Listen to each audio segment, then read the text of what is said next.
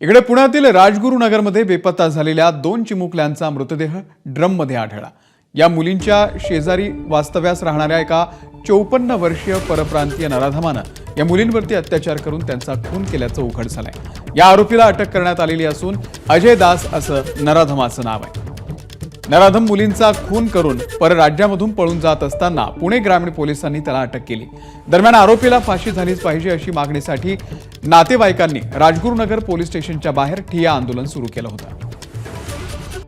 त्या आरोपीनं तो एक आरोपी जो निष्पन्न झालेला आहे आतापर्यंतच्या तपासामध्ये, त्या आरोपीनं सदर मुली सोबत लैंगिक अत्याचार करून त्यांना त्या जी पाण्याची टाकी होती त्या टाकीमध्ये बुडवून मारलेला आहे। आतापर्यंतच्या तपासामध्ये तर एका मुलीसोबत त्याने लैंगिक अत्याचार केल्याचं तपासामध्ये निष्पन्न झालेलं आहे। अधिक तपास सुरू आहे आमचा।